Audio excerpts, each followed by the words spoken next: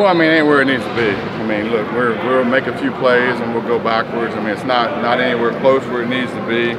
Our communication from play to play, the urgency that we need. I mean, we need to obviously be way more consistent than what we're doing. Doing some good things, but it's too up and down. We gotta clean up the stuff that kills drives. And so, but fourth practice too, right? Anything specific you attribute that to, whether it's just fourth practice? Fourth practice.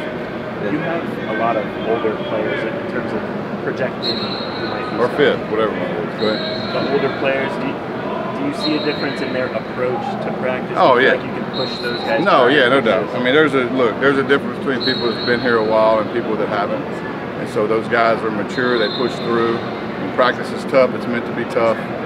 Defense is, going against our defense. I love it. You see everything. Really good up front. Our O-line's doing a heck of a job.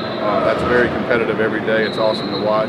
But yeah, those older guys, man, they come to work every day, which is awesome. And we just need to teach people our culture here and how we practice, and they'll come along. Speaking of guys that haven't been here that long, just how has Sam Brown done the first couple of practices, and how much do you think maybe having played for you in the past has helped him adjust? Some, but I mean, there's some things we're doing here that are different too. So I mean, there's a learning curve for him as well, and he's no different than everybody else. I mean, his effort's good. Makes plays here and there. Everybody needs to be much more consistent, but that group's competing. And so we have a lot of guys that are competing, and that competition in that group has elevated, which is a great thing. And so those guys are fighting, because you're fighting for reps right now, and that's awesome. Has a pecking order developed a quarterback yet? What do you mean by that? So it's a 1, 2, 3, 4. They're all taking reps. I mean, yeah. I mean, we're just taking reps and going, and heck, they're the same way. I mean, a lot of good and some bad, and so. We learn a ton every day from practicing because of honestly what we see, and so. But there's been good, and there needs to be more consistency, like my man over here said, at that position as well. With Elijah Arroyo, what type of dynamic can he bring to the offensive table? Yeah, he's a talented kid. I mean, he can do multiple things. He's a good receiver. He blocks well.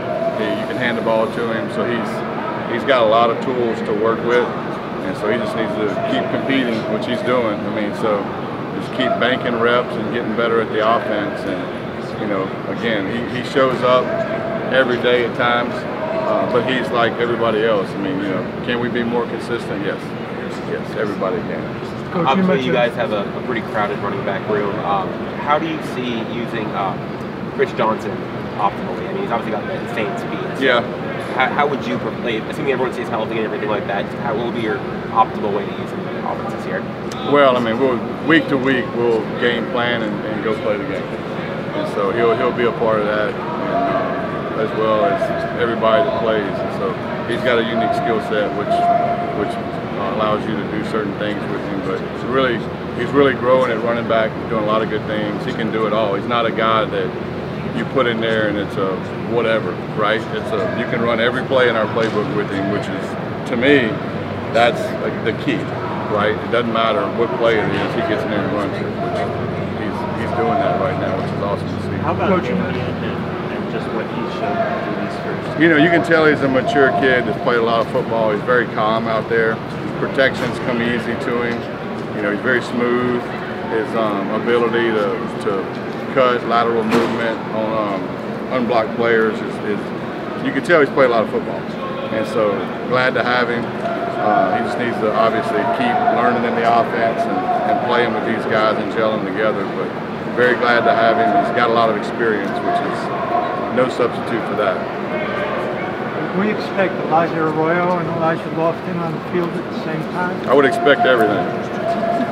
When you have experience in your wide receiver room and guys you can trust, is there a number that you plan to rotate in the past? Say that one more time. When you have experience in your wide receiver room and depth, is there a number of rotation that you plan to rotate to the wide receiver?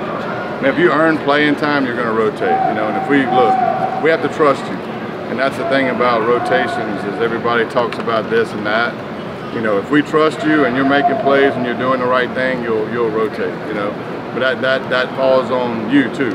as a player. You gotta show consistency in practice and know what you're doing. And so yeah, I think we'll have more rotations this year based on having more players that we trust and that are doing things the right way. And so hopefully we'll be rotating a lot of players. That way everybody's healthy. That's what I want.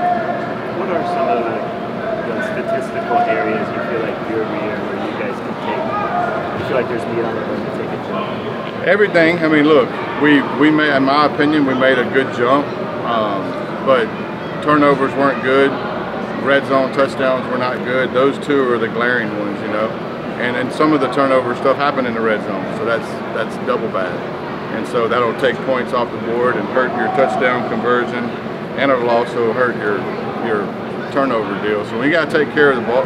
We have to take care of the ball better, and really, if we take care of the ball better, everything else will probably fall into place, to be honest with you. But you know, being more explosive on offense is key too.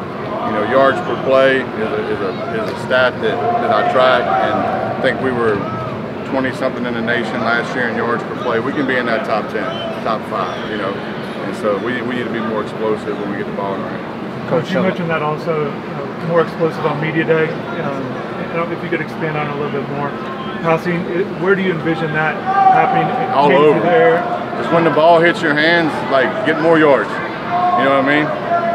Does that make sense? Yeah, but you guys were third in 20-plus yard catches last year in the ACC. That's good. But be first.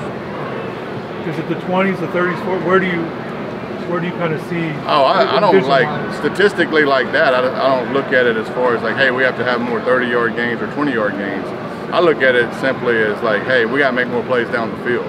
You know, that deal with the 20, 30s, and 40s. You know, a lot of that stuff is what it is. It happens in the game. But I do think the things you can get better at, like catching the ball and getting vertical quicker, like that turns into explosive plays. Running backs making the free guy miss more, right? Don't get tackled by the free guy.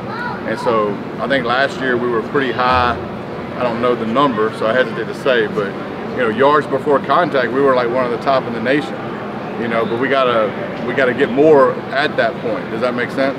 And so just stressing the fact that playing fast, getting up the field and making that guy miss is who we need to be.